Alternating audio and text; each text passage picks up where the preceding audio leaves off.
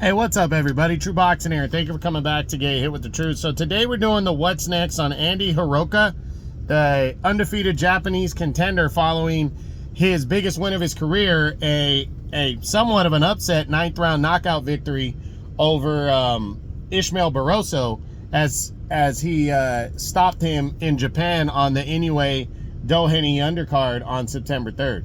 Now, before we get into that, if you could smash the like button, leave a comment, or subscribe to the channel, I really do appreciate any and all support that I can get as I continue to build my channel here. So this victory for Hiraoka was huge because, you know, nobody saw it coming. I mean, you don't know. I mean, I'll be honest, over the years, it's tough to gauge these Japanese fighters. Some of them might look good. They'll beat guys that were contenders or champions at one point. And then they come over, they cross the, the ocean, or they fight somebody from across the ocean and they get wasted. Hiraoka, it was in a perfect position. He was undefeated, 24-0. He had defeated a welterweight contender, a current welterweight contender, Jin Sasaki. He stopped him in the 11th round of a fight back in 2021. That was his most notable victory, though. And he went in against Barroso, who had got robbed against Rolly Romero last year, and then destroyed O'Hara Davies to confirm his mandatory shot at the WBA title at 140, and it's just been waiting around while the WBA has allowed, Cruz and Valenzuela and Romero to fight Cruz earlier this year. So he was waiting around for his title shot, and he takes on Hiraoka, who just dominated him. I mean, Hiraoka broke him down, beat him up, and stopped the old man in the 9th round. He put Barroso down, and then Barroso, the corner, threw in the towel, and that was all she wrote as we have a new #1 contender, and that's where Hiraoka is. He's the #1 contender in the WBA now. So now the big question is, what's next for Andy Hiraoka following that win? Well, obviously, you're going to think a shot at the title, maybe. We'll see, but let's get into it. Let's run through the possible options. Start with Devin Haney. Not a bad option, but would Devin Haney take on an undefeated, unknown Japanese fighter in his next fight? A comeback fight? I don't think so, so I'm going to say no. Teofimo Lopez is next. Interesting battle. Would Lopez take on an undefeated Japanese fighter? He is the WBO champion. Hiraoka just worked somewhat with, I don't know if he specifically worked with Top Rank, but Naoya Inoue works with Top Rank, and that's who Lopez is with. Would Hiraoka want that fight? Would Lopez want that fight? Because Hiraoka's a southpaw, and he struggled with southpaw. So I'm going to say no, that Lopez wouldn't want this fight. Next, you got Jack Catterall. I think Catterall, if he beats Regis Prograis, is not going to want to fight a guy like Hiraoka who doesn't have a name. I think Catterall is going to want a title shot. Then there's Isaac Cruz, the former WBA champion. I don't see Cruz being interested in a fight like this, but Cruz might not have a choice. If Isaac Cruz defeats Jose Valenzuela in their mandatory rematch, then he's going to have to, and the WBA orders for Hiraoka to get the shot at the winner, Cruz is going to have to fight Andy Hiraoka early next year, or around the mid-level of next year, depending on when Cruz and Valenzuela, their rematch is taking place. So that's going to be interesting right there, because this could be a fight that happens. Then you got IBF champion Liam Paro. Liam Paro's from Australia. I don't think he would be afraid of fighting a guy like Hiraoka, but I think he wants to make a splash against the big names.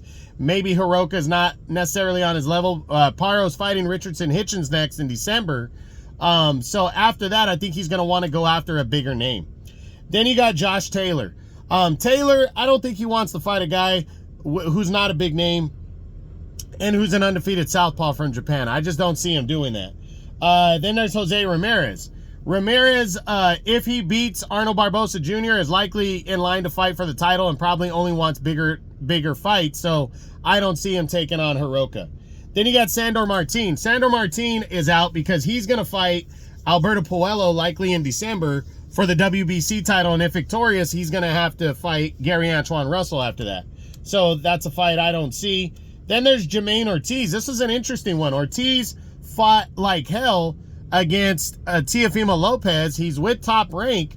This could be a fight that Hiraoka might have to take just to stay busy, but also to prove himself more, especially if he wants to come across the pond and fight, come across the sea and fight somebody in the United States. This one might make sense. So I'm going to lean towards the less likely, but it is possible. Then you got Regis Prograis. If Prograis beats Jack Catterall, he's not going to fight an undefeated fighter who's unknown like Andy Hiraoka. Subriel Matias. This might be interesting. Matias might be a guy that gets a fighter like Hiraoka just because Matias is so avoided. So Matias is coming back later this year following the loss to Liam Paro, and he's going to be trying to get himself back in the mix. Hiraoka is ranked in the IBF rankings. Not high, but he is ranked. So that's going to be interesting to see. And then you got Gary Antoine Russell. Not going to happen. He's in line to fight for the WBC title next, so he won't fight him. A rematch with Ismael Barroso, there's no point. Arnold Barboza, not going to happen because he's fighting Jose Ramirez to become a top contender next at a title shot. Then you got Gustavo Lemos. He's fighting Keyshawn Davis next. I don't think he's going to win that fight, but if he does, I don't know if he's going to want to fight a guy like Hiraoka after. Richardson Hitchens, not likely. He's fighting Liam Paro for the IBF title. If he's victorious, I think he's going to want to do something bigger. Kenneth Sims, interesting one because he's highly rated in the WBA himself. Would the WBA order Sims and Hiraoka to fight? Potentially they could. Nestor Bravo, another guy on that level, because I think he's ranked like number 4 or 5 in the WBA. He could be thrown in against them. And then there's WBA champion Jose Valenzuela, which if Valenzuela beats Isaac Cruz, they could order him to fight Andy Hiraoka. So that's kind of where it is. For me, I think there are some possibilities. A lot of guys aren't going to want to take the chance, but there are some guys that might be willing to if Hiraoka is. And then again, Hiraoka could be ordered either into a final eliminator against somebody like Kenneth Sims or Nestor Bravo, or he could be put in there against the winner of Valenzuela and Isaac Cruz. Just got to wait and see. But an impressive performance out of Andy Hiraoka. He made his splash. He made his name. He took he took advantage of his opportunity, and now he is the WBA's #1 ranked contender, and I can't wait to see what happens for him next. So that's it. That's what I got. That's my what's next on undefeated Japanese contender Andy Hiraoka following his upset 9th round TKO victory over Ismael Barroso on September 3rd on ESPN+. I hope you enjoyed the video. If you did, smash the like button, leave a comment, or subscribe to the channel. I appreciate any and all support. This is True Boxing, and you've been hit with the truth.